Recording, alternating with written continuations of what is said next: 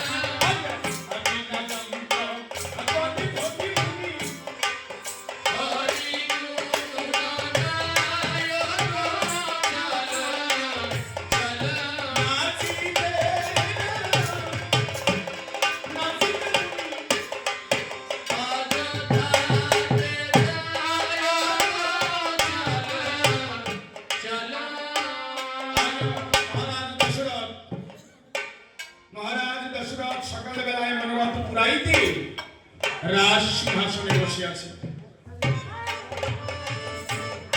মহারাজ দশরথ একদিন সকালে বেলায় রাজসিংহাসনে বসে আছে। এই রাজসিংহাসনে বসে মনে মনে চিন্তা করে জীবনের অঙ্ক কষে। কি জীবনে বেলা যায় যায় এখন প্রাণে চাই রাজকর্ম ছেড়ে দিয়ে বাকি জীবন সাধু সঙ্গে কাটায়। এমন কেন ভাব হলো? রাজা দশরথ তারই সাধনার জোরে গোলকের হরি পেয়েছে তার কোলে। গোলকের একই হরি চারি অংশে জন্মগ্রহণ করেছে অযোধ্যায় দশরথের ঘরের দায়। রাম লক্ষ্মণ ভরত শত্রুঘ্ন জন্ম নিয়েছে অযোধ্যা ভুবন। যখন রামের সাথে রাজা দশরথ স্বীকার দিয়েছে শুভ প্রণয়। মিথিলাশ্বর জনক ঋষি জানাই সময় প্রকাশী তারই দুহিতা সীতা যেজন তার সাথে রামের হয়েছে শুভ পরিণয়। যখন অযোধ্যার মানুষ বড় সুখেতে দিন কাটায়। তাই রাজা দশরথ হিসেব করে জীবন বেলা আমার গেল চলে, এই রাজকর্ম করতে আমার আর ভালো লাগে না। মনে চাই রামকে রাজ্যভার দিয়ে বাকি জীবন সাধু সঙ্গে কাটায়। মনের এমন একটা ভাব উদয় হল রাজা দশরথের। মহামন্ত্রী সুমন্ত তাকে ডাক দিয়ে বলছে, মন্ত্রীগণ, প্রাণে আমার চাই রাজকার্য ত্যাগ করে মনপ্রাণ এক করে সাধুর সাথে দিন কাটাই। কেন জানো? তাই মনে করেছি, সিদ্ধান্ত মনস্থ করেছি, আমি আমার রাজ্যভার রামকে অর্পণ করিব।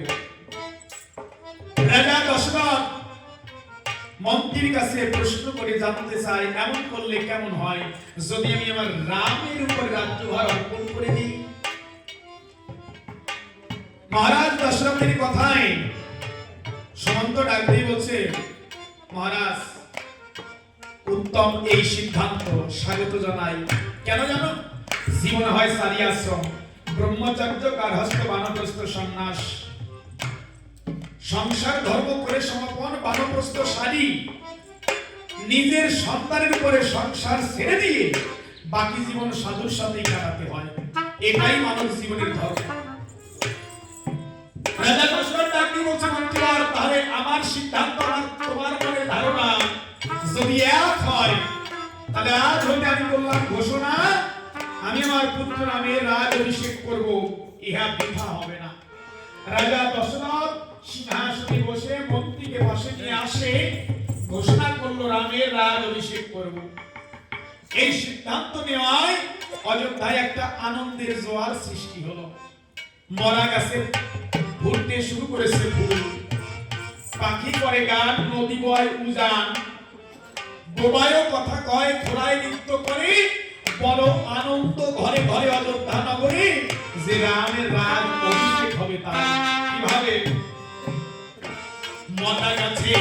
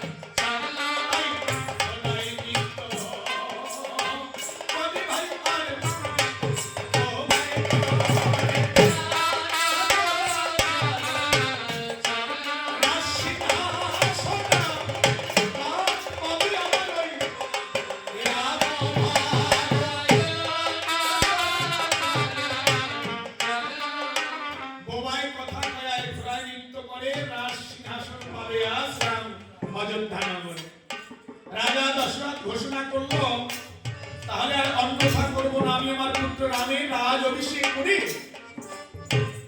বাকি জীবন সাধুর সাথে কাটাবো। সশস্ত্র পৃথিবীর চতুর্দিকে নিমন্ত্রণ পত্র পাঠানো হলো। দেশ বিদেশ হতে অধিরাজা, প্রজা, সৈন্য, হস্তি ঘোড়া নিয়ে অযোধ্যার পথে যাত্রা করেছে। অযোধ্যার চতুর্দেশে নিমন্ত্রণ পত্র পাঠিয়েছে, হে রাজন্য, হে দেশবাসী, হয়ে খুশি আমি আমার পুত্র রামের রাজ অভিষেক করতে চাই। তাই পুত্র রাম তারই রাজ অভিষেকে আমার অধিরাজা, প্রজা, সৈন্যবর্গ সকলের আশা চাই। সশস্ত্র পৃথিবীর চতুর্দিকে যখন নিমন্ত্রণ পত্র পাঠালো, নানা দেশ হতে সৈন্য সঙ্গে রঙ্গে কিভাবে সবাই অযোধ্যায় আসতে শুরু করেছে, যেন পিপীলিকার দল দল বেঁধে বেঁধে অবিকল যাত্রা করেন। তাই হস্তি ঘোড়া আর নিয়ে চলে যান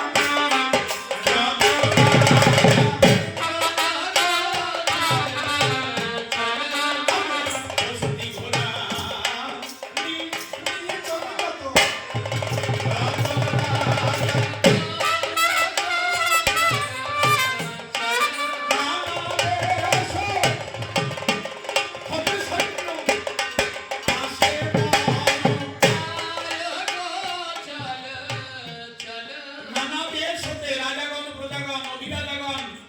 পিপিলিকার মতো দল বেঁধে অযোধ্যার দিকে যাত্রা করেছে।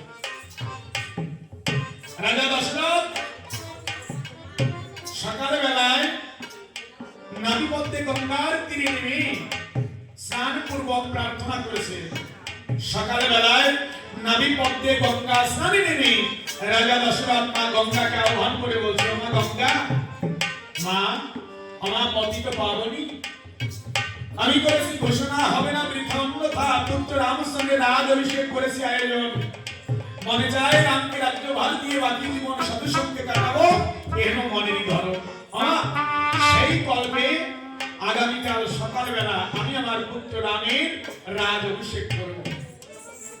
আমি সত্যমাত্র পাতার নিমন্ত্রণ করি, আসিয়া সমস্ত দেবগণ, ঋষিগণ, প্রজাগণ, অযোধ্যাবাসীগণ যদি কেউ নিমন্ত্রণ করতে বাদ পড়ে যায়, আমা নিমন্ত্রণ দেই তোমার রান্না পাই, তুমি আমার কথা নেও। সমস্ত দেবগণ আসিয়া রামকে ভালোবাসিয়া যেন তাদের সুআশীর্বাদ বাড়ি পরিশোধ করে এই আত্মনিবেদন দাও। রাজা দশরথ ভাগীরথী গঙ্গার তীরে নদীপথে নেমে গঙ্গা স্নান করে সর্বমন্ত্র পাতাল করল নিমন্ত্রণ। আগামীকাল সকালে বেলায় রামচন্দ্রের রাজ অভিষেকের হবে আয়োজন। অযোধ্যায় তাই বড় আনন্দ। সকালবেলা রামের রাজ অভিষেক, সর্বমন্ত্র পাতাল যখন নিমন্ত্রণ হলো, নারদ মুনি এই নিমন্ত্রণ পেয়ে বিনাবাসী হাতে নিয়ে কৈলাস পর্বত দিয়ে অযোধ্যার দিকে যাত্রা করেছে। কিভাবে? নারদ মুনি বিনা খাতি ভাই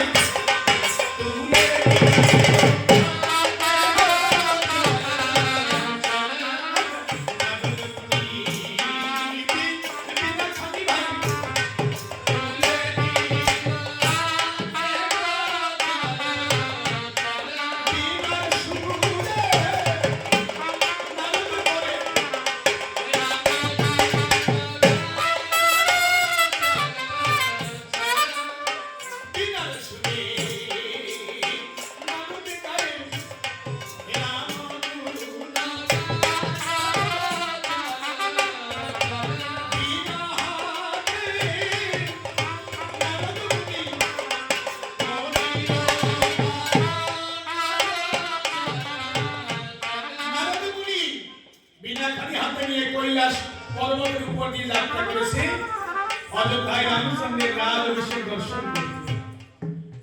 নারদ বিনায় মধুর রাম গুণ গায়। নারদের বিনার সুর তিনটা, নারদের বিনার তার তিনটা, এই দেহ বিনায় তিনটা তার নয়, 17তম হয়।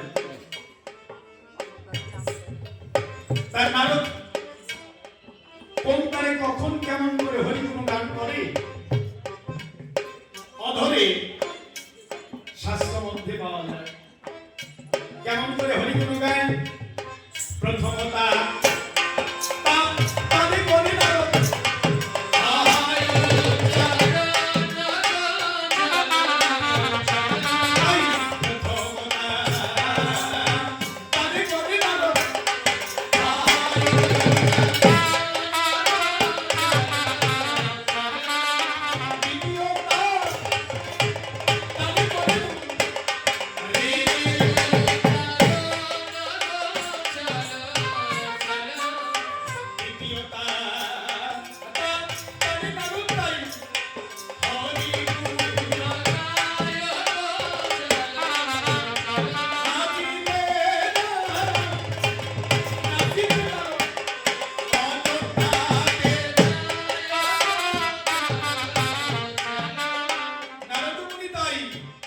বীণাখানি হাতে নিয়ে তিনি তাদের হরিগুণ গান করে কৈলাস পর্বতের উপর দিয়ে যায়। সকালবেলা শিব ঠাকুর দেখতে পায় যে নারদ আজকে বীণার সুর পাল্টাই গেছে। ব্যাপারটা কি? সকালবেলা সুর পাল্টানো কেন? ও নারদ, নারদ, হরি বল, হরি বল। তাই এত সকালবেলা বীণা ধরে করে হরিনাম করে যাচ্ছ কোথায়? নারদ কয়, কেন শিব ঠাকুর নিমন্ত্রণ পাও নাই? বলছে, কেন নিমন্ত্রণ কিসের? কোনো বৈষ্ণব সেবা টেবা আছে নাকি? না না না, কোনো বৈষ্ণব সেবা টেবা নাই। তা তুমি নিমন্ত্রণ পাও নাই? শিব ঠাকুর ডাক দেয়, কয় না না, আমি তো কোনো নিমন্ত্রণ পাইটাই নাই। বলছে, ও নিমন্ত্রণ পাবে কোন কায়দায়? তুমি তো আর সব জায়গায় নিমন্ত্রণ পাও না। কেননা যার শ্বশুর বাড়ি থেকে নিমন্ত্রণ না করে তারে কি কেউ সহজে অন্য কেউ নিমন্ত্রণ করে? শিব ঠাকুর ডাক দিয়ে কয় নারদের ধারে, নারদকে আজকের দিনটাই মাটি করে দিই। এই পুরা মুখ, আমার শ্বশুর দক্ষ যজ্ঞ করে নিমন্ত্রণ দেয় নাই আমারে। সকালবেলা এমন কটু বাক্য কথা কয়ে এই পরে আঘাত দিলি কেন? কাটা ঘায়ে নুনের ফাটা ছিটা দিলি কেন? ওরে, আমার শ্বশুর দক্ষ যজ্ঞ করে নিমন্ত্রণ দেয় নাই আমারে। ওই অপমান সইতে না পেরে আমার সতী গেছে বইনি। তাই বলে ওই কথা তুই সকালবেলা কইয়ে আমাকে আঘাত করলি কেন? যাচ্ছিস কোথায় তাই বল। নারদ ডাক দিয়ে কয়, শিব ঠাকুর যাচ্ছে অযোধ্যায়। কেন? কি বলবো তোমার কাছে? আগামীকাল সকালবেলা রামচন্দ্রের রাজ অভিষেক আছে। আগামীকাল সকালবেলা রাজা দশরথ করেছে ঘোষণা, তারই পুত্র রাজ, তার হবে রাজ অভিষেকের আয়োজন। ওই রাজ অভিষেক দেখতে কত আসবে বৈষ্ণবজন, কত আসবে রাম ভক্তগণ। অযোধ্যায় হবে সাধু সঙ্গের আয়োজন। তাই সাধু সঙ্গ করতে আমি নারদ এই বিনা হাতে ধরে অযোধ্যার পথে যাত্রা করলাম। শিব ঠাকুর ডাক দিয়ে কয়, নারদ তুই যখন অযোধ্যায় যাচ্ছিস কথা নেই, তাহলে আমারও নিয়ে যা। বলছে, না শিব ঠাকুর, আমি তোমার নিতে পারবো না। কেন? বলছে, দেখো আমি যখন এই বিনা ধরে হরিনাম করি আমার চলার পথের দ্রুত গতি বেড়ে যায়। কেউ যদি নাম করে, নামের সাথে পথ চলে, চলার পথের গতি তার বাইরে যায়। কেউ যদি উড়া করতে যায়, দেখবেন সেই শুভদিন তিথিতে ভক্তের দল অবিকল হরিনাম হরিনাম করতে করতে যখন ঘোড়াকান্তি যায়, রুগ্ন ব্যক্তি ওই দলের সাথে গেলে তার গায়ে জোর, চলার পথের গতি বাইরে যায়। নারদাকে কয়, অসীম, আমি বিনা ধরে যখন হরিনাম করি আমার চলার গতি বাইরে যায়। তুমি আমার সাথে এত দ্রুত গতিতে যেতে পারবে না। দেখো আমার দেহ সিম্পল, আর তোমার দেহ গুরুদিনে জানে না কেহ কোনে সার মনোজন। দেহ তো নয় যেন শিব, তোমার আটার বস্তা। এই নিয়ে তুমি আমার সাথে যেতে পারবে না। তাই তোমার সাথে গেলে আমার না চলে। শিব ঠাকুর ডাক দিয়ে কয়, নারদ রে, কথা নেই, তুই আজকে আমাকে তোর সাথে অযোধ্যায় নিয়ে চল। বলছে, না না না, কেন না? তুমি তোমার আত্মভোলা। শ্মশান দেখলে পরে ছাই মাখতে গায়, তোমার শিকল দিয়ে বাইরে রাখা যায় না। তুমি শ্মশান গাড়ায় গিয়ে গড়াগড়ি দেওয়ার সময় তোমার সাথে চলা যায়। শিব ঠাকুর কয়, নারদ নিয়ে চল, আজকে আর শ্মশান ঘটায় যাবো না। কেন জানিস? আমি ভোলা পঞ্চানন যোগের ঈশ্বর যোগের কারণ সারা জীবন শ্মশানের ছাই গায়ে রেখে গেলাম। ওরে, আজ আর শ্মশানের ছাই গায়ে মাখবো না। তাহলে বলছে, মনে আছে ভাবো, আজ শ্মশানের ছাই গায়ে না মেখে তোর সাথে যাবো অযোধ্যায়। কি অযোধ্যার গায়ে কত রাম ভক্তের আগমন হবে সেই জায়গায়। আর শ্মশানের ধুলা না মেখে হরি বলে বাহু তুলে অযোধ্যা নগরে গিয়ে রাম ভক্তের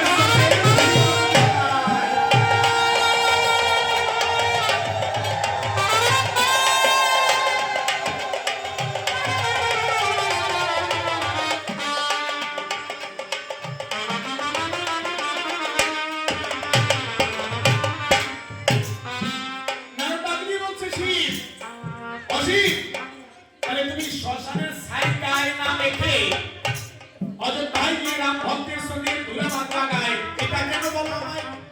বলছে, দেখেন কোটি কল্পকাল যাগ যজ্ঞ হোম ব্রত তপস্যা করলে জগতের দায় তা বিফল যায়। কোটি কল্পকাল যাগযজ্ঞ হোমব্রত তপস্যা করলে তা বৃথা যায়, যেতে পারে, কিন্তু আমি শিব করিবা না। অনারদ রাম ভক্তের ভক্তি করে যেখানে মধুর রাম কথা আলাপন হয় বিচারে, যেখানে রাম ভক্তের বাসর জগতের মুখে হয়, আমি করি বন্ধন রাম ভক্তের স্তনের ধুলা জীবনে না কখনো বৃথা করি না।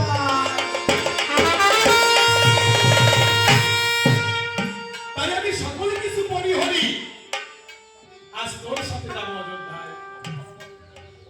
একটু দূরে গেলে পরে কারণ ডাক দিয়ে কয় শিবের ধারে বসি, তাহলে তোমার যদি মনে এমন বাসনা হয় তাহলে আর আমি মানা করবো কোন কথায়। তাই একটু দূরে গিয়েছে পরে এইবার গণেশের সাথে দেখা। গণেশ গজানন গণেশ ডাক দিয়ে বলছো নারদ, নারদ দাদা। গণেশ নারদকে দাদা বলে সম্বোধন করে কেন? শিবপুরাণে আছে লেখা, আপনাদের অনেকের আছে লেখা, এক প্রকারের শিবের জন্ম শিবা হতে নারদের জন্ম হয়। উরুচিরের আমি বলি আপনাদের ধারে নারদ যখন পতিত ভ্রমণ করে নারদ জন্মগ্রহণ করে মা কই উচ্চারণ করে শব্দ হয়। শিব ঠাকুর ডাক দিয়ে করে না, এই বেটা তোর নাই কাণ্ড গান হুঁশ দেখিস না, আমি হই পুরুষ মানুষ, জন্মগ্রহণ করে মা কইস কেন? এই বলছে তাহলে আমাকে জন্ম দিলি কেন? বলছে কথা নাও, জন্ম যখন দিয়েছি তোরে, তোর ওই মার সাথে আর একটা মা যুক্ত করে দেই না। তাই নারদ শিব ঠাকুরের মামা কয়, তাহলে জন্ম নারদের আগে হয়। ওই সম্পর্ক ধরে গণেশ ঠাকুর নারদকে দাদাকে সম্বোধন করে, ও দাদা কি বলি এত সকালবেলা পিতাকে নিয়ে যাচ্ছ কোথায়? শিব ঠাকুরকে নিয়ে এত সকালে যাচ্ছ কোথায়? শিব ঠাকুর করে না, নারদ রে ও নারদ দাঁড়া দাঁড়া দাঁড়া দাঁড়া, রুকো রুকো রুকো, এই ওর কাছে বলিস না, আমরা কোথায় যাচ্ছি গণেশের কাছে বলিস না। বলছে কেন? বলছে দেখ তুই তো আমাকে নিতে চাস না, আমারটা কি পুনে সার মধ্যে হোক। নারদ রে আমারটা যে কায়দায় ওরটা তো আরো বড়। নারদ আমারটা যে কায়দায় ওরটা হচ্ছে আরো বড়, আবার ওর হচ্ছে একটা হ্যান্ডেল। তাও আমার ছেলে কিনা, ও যদি ঘরে পায় না ওরে তো না নিয়ে যাওয়া যাবে না। দেখবি আমার এই বুড়ো বয়সে ওর মতো বুড়ো ছেলে যদি আমার কাঁধে চলে, তাহলে আজকাল অযোধ্যায় যাওয়া লাগবে না, সাধু সঙ্গ করা লাগবে না। কিন্তু যে কাজটা নারদকে মানা করা হয়, ওই কাজটা নারদ আগে না করলে যেন পেটের মধ্যে গড় অজর হয়ে যায়। যে কাজটা মানা করা হবে ওই কাজটা নারদ আগে করে। তাই নারদ ডাক দিয়ে কয় গণেশের দ্বারে, ও গণেশ কি দেখো এত সকালবেলা পিতাকে নিয়ে যাচ্ছে অযোধ্যায়, অযোধ্যায় রাম ভক্তের আগমন হবে, হবে রামচন্দ্রের রাজ অভিষেকের আয়োজন, আসবে কত সাধু বৈষ্ণব সুধীজন। তাই রাম ভক্তের সঙ্গে ধুলি মাখিতে গায় সাধু সঙ্গ করতে আমরা যাচ্ছি অযোধ্যায়। কিন্তু গণেশ করিমা না, এই সকল কথা তোমার কাছে বলা যাবে না। আপনি মুসকে এসে নারদের কথায় গণেশ ডাক দিয়ে কয় কি বললে? অযোধ্যায় সাধু সঙ্গ রামের রাজ অভিষেক আমার কাছে বলা যাবে না। দেখো নারদ তোমার কাছে করি বর্ণন, আমি যদি অযোধ্যায় না যাই প্রভু রামচন্দ্রের রাজ অভিষেক পূর্ণ হওয়ার উপায় নাই। কেন জানো? রাজ অভিষেক এটা হচ্ছে বেদের কর্ম। বেদের কর্ম করতে গেলে দুইজন দেবতাকে আগে প্রণাম দিতে হয়। একজন শিব ঠাকুরের পুত্র এই যে গণেশ গজানন, গণেশকে প্রথমত প্রণাম দিতে হয়, এরপরে প্রণাম দিতে হয় বড় ঠাকুর শনি ঠাকুরকে। যাই করো প্রণাম করো জগতের পরে এই দুইজনকে প্রণাম না করে কোন বেদের মন্ত্র উচ্চারণ করা যায় না। শিব ঠাকুর ডাক দিয়ে কয় নারদ কথা তাহলে তো গণেশকেও নিতে হয়। বলছে তোমাদের পিতা পুত্রকে নিয়ে আর ভাবলাম না, ভাবলাম ছাতা জড়াতে পারবো না, আর পথে চলতে ছাতা জড়াই গেল তোমাদের সাথে, তোমাদের না নিয়ে গেলে তোমার আমারও ভালো হবে। যাক একটা বাধাইয়ে যায়, তাহলে চলো। যদি না চলতে পারো গণেশ শিব ঠাকুরের কাঁধে চলো। তার আগে আগে নারদকে নেওয়া যায়, পিছনে শিব, তার পিছনে পুত্র গণেশ। এলো এসে পাগলের বেশে নাচতে নাচতে আজ অযোধ্যার পানে ধায়। কিভাবে? আগে আগে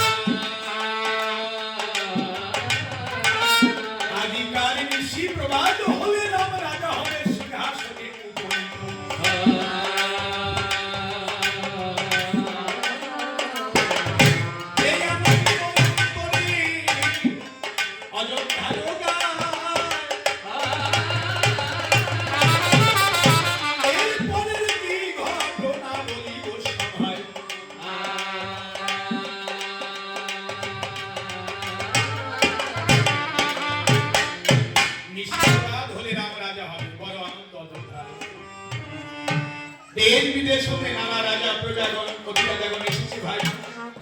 সন্ধ্যাকালে মহারাজ দশরথ সিংহাসনে বসে যে যা চাইছে তাকেই তা দান করেছে। ঠিক এমন সময় কুজি মন্থরা মনে মনে ভাবে নিশ্চয়ই প্রমাণ হলে রাম যদি রাজা হয়ে যায় আমার আশা পূর্ণ হলো। আমি চেয়েছিলাম রাম নয় ভরত হবে রাজা। ভরত যদি রাজা হয় তাহলে লোকে আমাকে রাজমাতার দাসী বলবে, রাজ উপাধি আমার কপালে মিলবে। যে কোনো প্রকারে রামের পরিবর্তে ভদ্রের রাজ্যভার করাতে হবে। তাই এহেন চিন্তা করি কুজি ধীরে ধীরে কৈকেয়ীর কাছে ডাক দিয়ে বলছে, দিদি বাইরে বেরিয়ে দেখ কত আনন্দ। কেন জানিস? ঋষি প্রভাত হলে রাম নাকি রাজা হয়। কৈকেয়ী শ্রবণ করে তার গলার মালা এইবার মন্থরা দিয়ে ডাক দিয়ে কয়, দিদি মন্থরা, কুজিরে এই আনন্দের সংবাদ কেউ শোনালে তাকে কিছু দান করতে হয়। তাই খুশি হয়ে আনন্দে আমি আমার গলার মালা তোকে দান করলাম। বলছে, দিদি তুই বড় বোকা। কেন? দিদি রে রাজা হবে রাম, তাতে যদি তোর এত আনন্দ হয়, রামের পরিবর্তে যদি ভরতের রাজা হতো তাহলে তোর আনন্দ কেমন হতো? বলছে, দিদি আমার রামও যেমন ভরতও তেমন। কুজি মন্থরা ডাক দিয়ে কয়, দিদি রে ভরত তোর নিজের ছেলে, রামের তুই বিমাতা। আমি রামের পরিবর্তে ভরতকে রাজ সিংহাসনে পাইয়ে দিতে পারি। তোর না যদি বর্ষাও আছে রাজা দশরথের কাছে, সেই বর তুই আসতে চাইনি।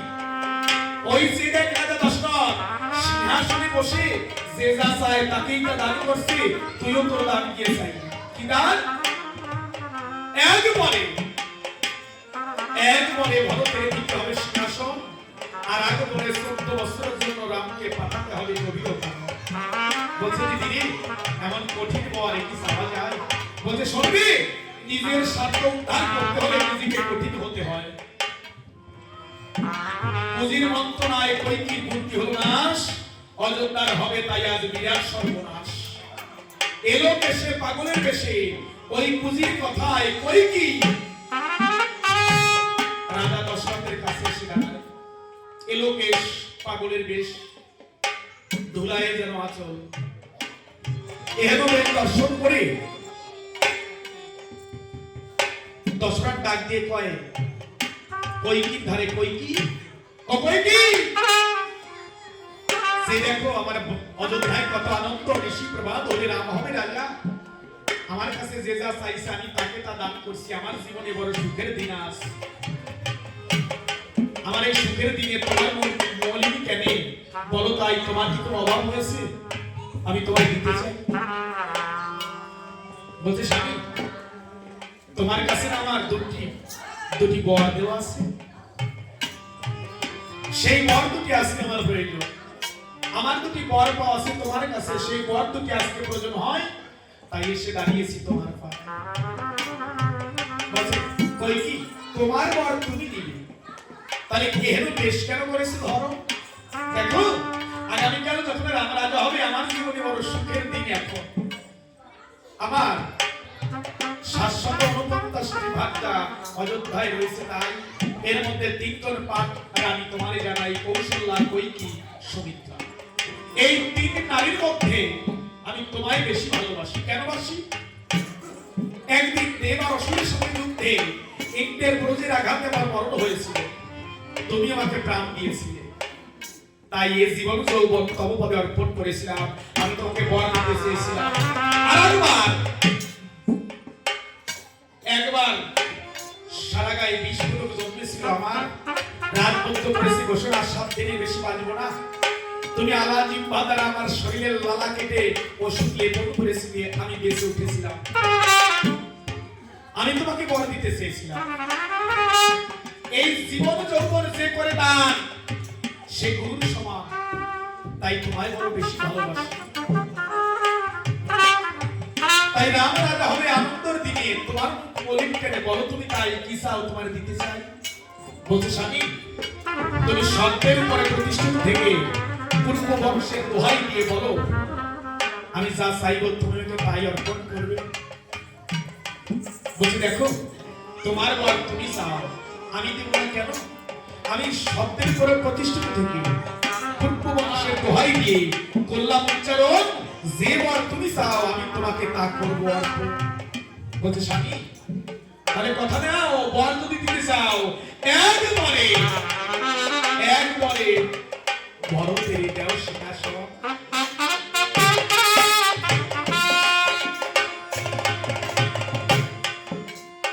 একবারে ভরতের দেও সিংহাসন, আর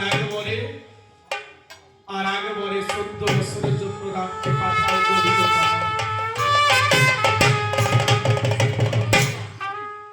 এহেন বাক্য শ্রবণ করে রাজা দশরথ সিংহাসন সারি ধুলায় পড়ে কৈকির শরণ ধরে করছে, মানে কৈকি আরবার তুমি এহেন বাক্য উচ্চারণ করো।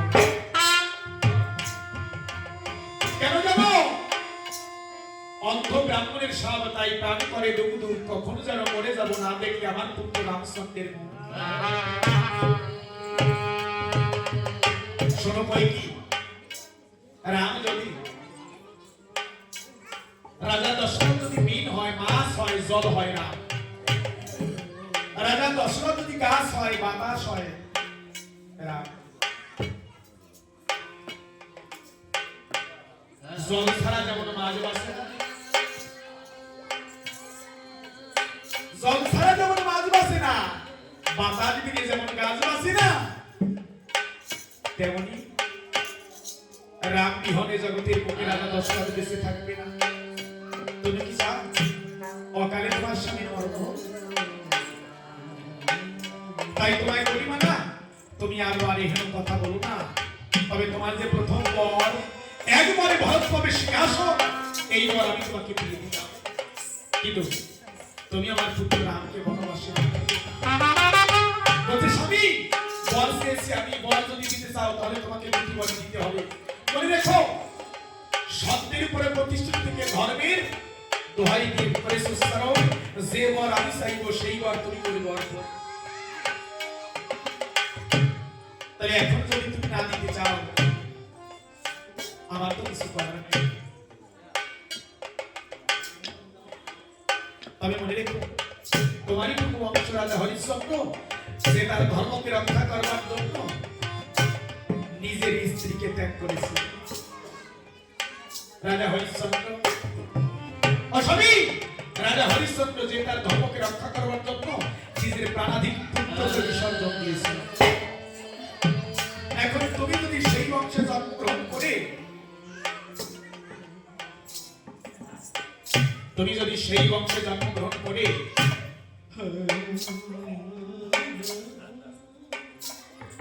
তুমি যদি সেই বংশে জন্মগ্রহণ করে তোমার ধর্ম রক্ষা করতে না চাও, আমার তো কিছু করার না।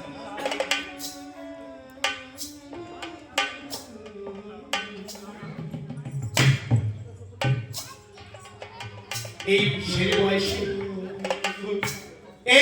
বয়সে তুমি পুত্রের মোহে, এই রাজ্যের মোহে ধর্ম হচ্ছে বিস্তৃত হবে। এটা তো রাজার ধর্ম। বর যদি তোমাকে দিতে হয় তাহলে তোমাকে দুটি বরই করতে হবে অর্পণ।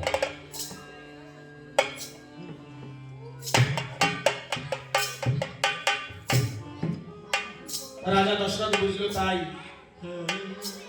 যে স্ত্রী স্বামীকে ধর্মের দোহাই দেয় এই কখনো কথা শুনবে।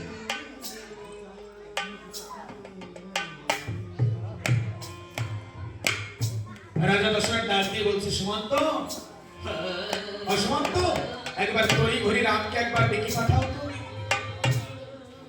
সুমন্ত যখন রামকে ডেকে পাঠালো, রাম এসে দেখতে পায় তার পিতা মৃত্তিকায় ধুলায় পড়ে আছে, মা রয়েছে সিংহাসনে বসে।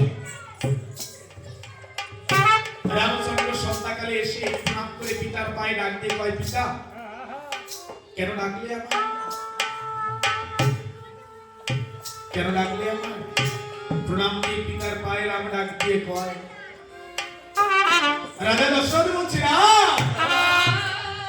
আমি কেন তোমাকে ডেকেছি তাই বললে উচ্চারণ, কিন্তু বললে না তো।